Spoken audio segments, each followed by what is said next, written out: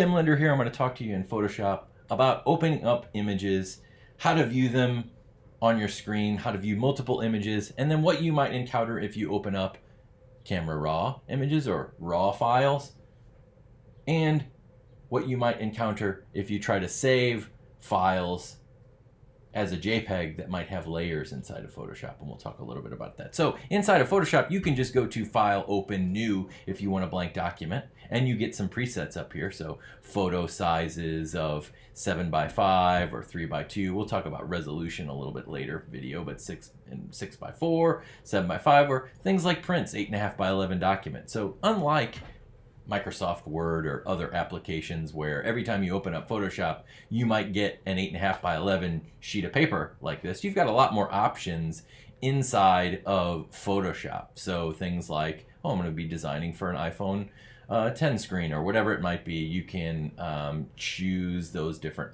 options up here at the top as far as presets go that are different. Now, another thing that happens that if you were to go to, let's say, let I open up a print 8.5x11. I've got an 8.5x11 document.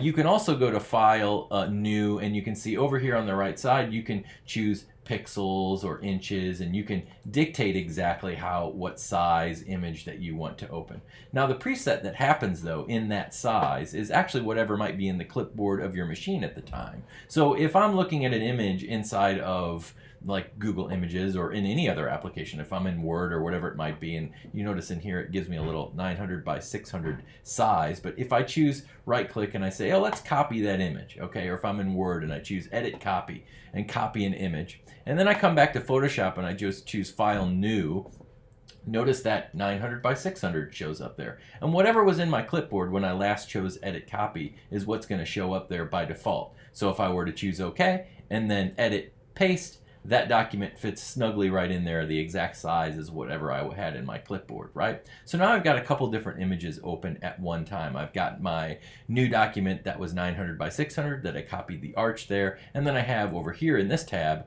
the 8.5 by 11 document that I saw inside of that I chose as the preset. Now you'll also notice that down here this is at 100%, and this is showing at 20%. So you got to be careful. You say, well, what, that 8.5 by 11 sheet of paper isn't very big compared to whatever I chose here, but really this is at 100% and this is at 20%. And we'll talk about zooming in and out of documents here with our different tools a little bit later. But these are my different images. I can also choose File, Open, to open different files. So let's say that I wanted to grab a couple JPEGs, I can hold Shift and I can open several different JPEGs if I wanted to, right? And so now I'm opening these different JPEGs and they should all show up in tabs up here at the top, right? And I can jump to any one of those if I want to with the tabs. I can also go up here in the top and choose Window and jump to them here. So if I have so many that won't even show up in the tab bar up here at the top, I can find them down here at the bottom and go to them.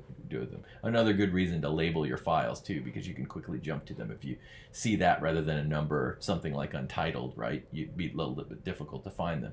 If I wanted to see more than one image at a time, I can go to Image, Window, Arrange, and say, let's tile them all vertically, or let's go ahead and do a 6-up grid of different images so I can see them all at once if I wanted to. I can always go back to the tabs if I go to Window, Arrange, Consolidate all to tabs.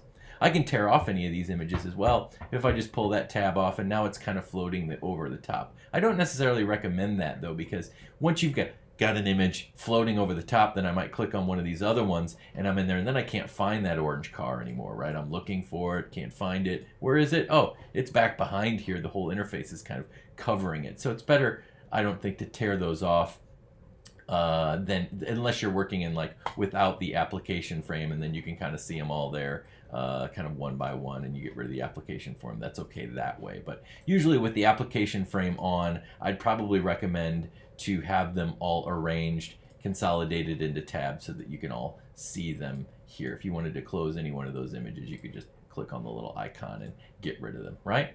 So that's how to view multiple images inside of Photoshop.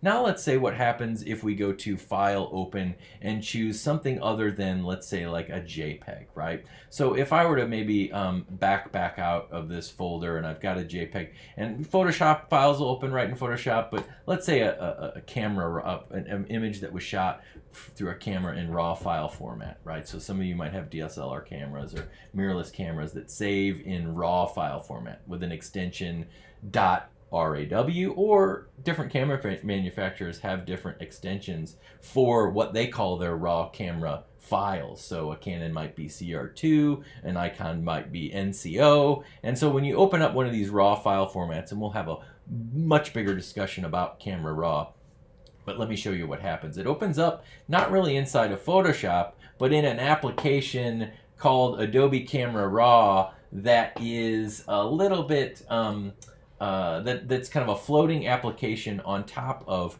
Photoshop before I even get into Photoshop, that allows me to kind of use these sliders as kind of a digital darkroom before I bring this into Photoshop. And it's really quite nice because these options are really all inside of Photoshop, but this brings them all to kind of the forefront for me right even before I get it inside of Photoshop.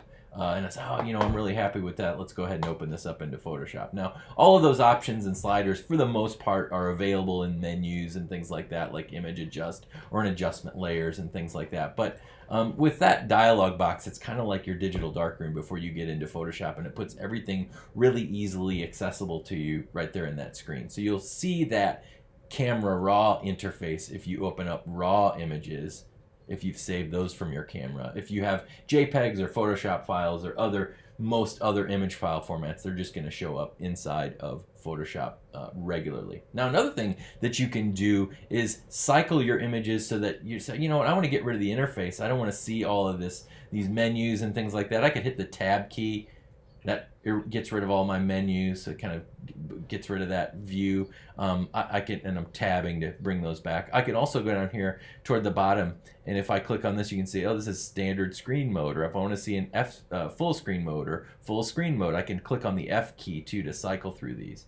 So if I choose F, it's just cycling through that different way. My screen's a little bit larger here, but if I go all the way to full screen mode, I'm only seeing the image. And really, some people use Photoshop this way. I mean, it's like, oh, I want to get my brush tool. I'll hit the B key and, you know, brush in a brush stroke or whatever it might be. So you can use pretty much Photoshop without even seeing any of the panels just by the quick key selections. But, you know, or if you're showing or sharing some images to somebody, you don't want to kind of have the interface distract from the image itself. You might want to click on the F key to cycle through to the full screen mode. Okay, so those are some different ways of viewing your images and opening your images into Photoshop.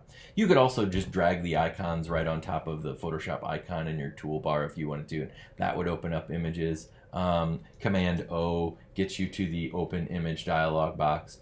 Now let's talk about saving, right? So we'll talk about a little bit more. Let's say if I were to just take this image, it looks good, I brought it in, I want to save this as a different file type. So I'll choose File Save As, or if I choose File Save, it's going to open up the dialog box. And right now it's going to say, you're going to save this as a Photoshop file. It's best to save as a Photoshop file, certainly if you've got different things like layers or adjustment layers or different things that are other file formats necessarily can't support, maybe even transparency and things like that. If you got some transparency in your file, a JPEG can't support that.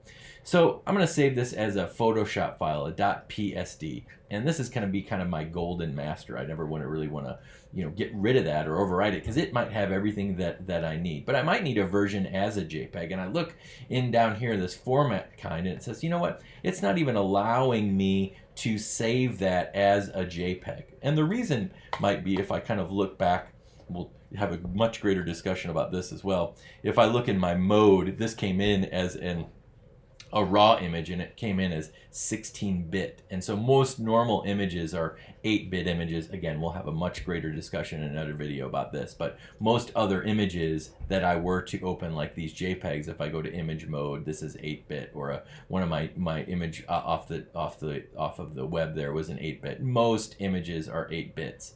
But raw images sometimes are these 16-bit images, and a JPEG doesn't support 16 bits. So if I were to go up here and choose File Save As, JPEG doesn't really even show up. JPEG 2000 does, but a regular JPEG doesn't. So Photoshop will support these, or all these formats will support 16-bit, or will support having layers. Let's say I take this image here and I add a new layer in my layers panel. Again, we'll talk about what layers are later, but if I were to go to File Save As now, or File Save, it's only going to allow me to save this as a PSD. It's not going to save as a JPEG anymore. I can't. These are the only options that I can choose that will support layers, or the things that I have right here. If I want to save as a JPEG, I'm going to have to say, all right, I'm okay with saving this as a copy, because this version, you know, has things in it like layers that I can't save as a JPEG, but I'll save this as a copy, and now I can choose all these different things. I can say, all right, let's save it as a JPEG, and I'm comfortable with this being a copy now because I'm getting rid of some of that layers when I'm saving this as a JPEG, and I can save this as a JPEG and it won't have the layers, or it might not have 16-bit, or might have some of those more advanced features in it, but I'm okay with that by choosing save as copy. But you always probably also, if you've created layers, or you have a 16-bit version, you probably want to also have that in your collection, because it has more information there that you might be getting rid of if you save as a JPEG or something like that. So we'll talk about a little bit more about that as well, different file formats and things like that. But one last thing is that you may also go to File Export, which we'll talk about at some point too, and you can export as different file types as well.